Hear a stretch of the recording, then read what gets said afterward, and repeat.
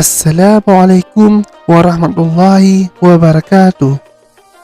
Pada video kali ini, kita akan membahas salah satu kitab yang berbahasa Jawi yang sangat popular di Aceh dan di negeri-negeri di bawah angin pada umumnya. Kitab tersebut masih dipelajari hingga sekarang oleh masyarakat dan kalangan santri. Untuk mengetahui kitab apakah itu, alangkah baiknya teman-teman menekan tombol like, subscribe, dan jangan lupa menyalakan lonceng notifikasi supaya teman-teman tidak ketinggalan video-video lainnya.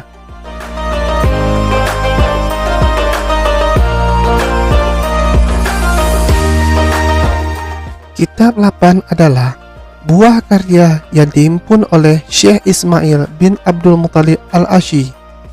Nama asli kitab tersebut sebenarnya bukanlah kitab 8.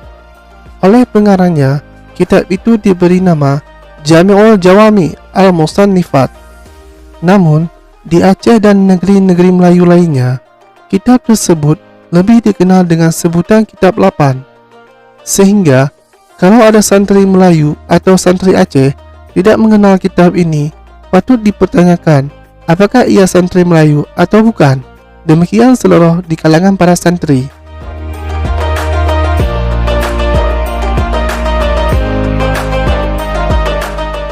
Penyebutan namanya menjadi kitab 8 juga tidak terlepas dari fakta yang ada, bahwa di dalam kitab tersebut terhimpun sebanyak 8 karangan.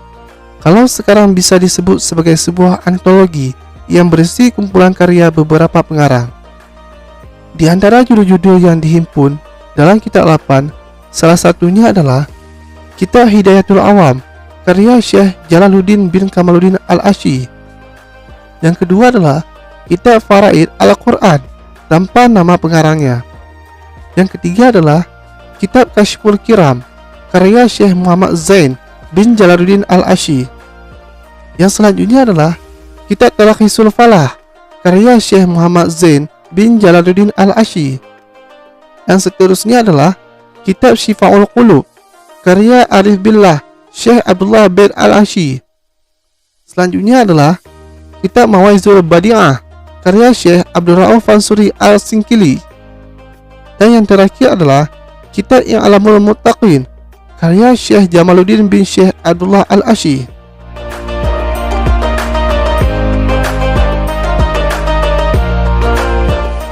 Kitab tersebut selesai dikarang pada tahun 1237 Hijriah atau 1821 Masehi. Cetakan awal kitab tersebut dibuat oleh Matba'ah Al-Miryah Al-Khainah Makkah.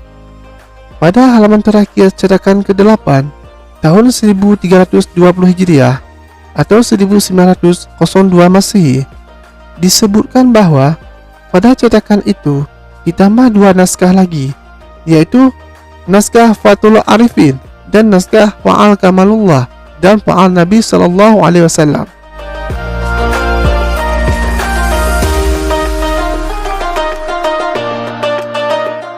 Konten kitab 8 ini terbilang sangat komplit karena dalam 8 judul yang dihimpun telah membuat berbagai macam pembahasan, mulai dari masalah tauhid, fiqih ibadah, fiqih muamalah yang terdiri dari perdagangan, nikah, dan warisan. Selain itu, juga membahas mengenai masalah akhlak dan adab-adab dalam belajar mengajar.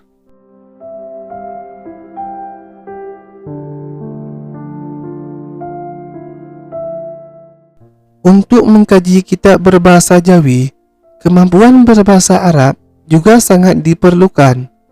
Hal ini karena ada beberapa istilah dalam bahasa Arab yang oleh pengarang tidak diterjemahkan ke dalam bahasa Melayu, melainkan dibiarkan dalam bentuk bahasa Arab aslinya.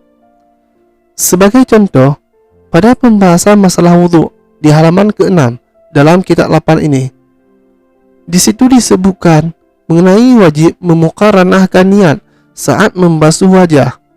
Bagi yang paham bahasa Arab, tentu tidak asing lagi dengan kata muqaranah yang mempunyai arti menyertai.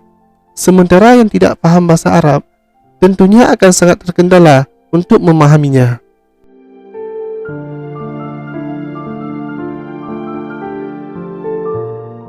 Bagi teman-teman yang tertarik untuk mempelajari kitab 8 ini, jangan khawatir, karena kitab 8 ini hampir semua toko kitab dan toko buku yang ada di Aceh dan Indonesia pada umumnya, semua ada yang menjual kitab ini. Sekian video kali ini. Jika ada yang salah dalam penyampaian saya, silakan komen di bawah. Dan sampai jumpa di video-video selanjutnya. Assalamualaikum warahmatullahi wabarakatuh.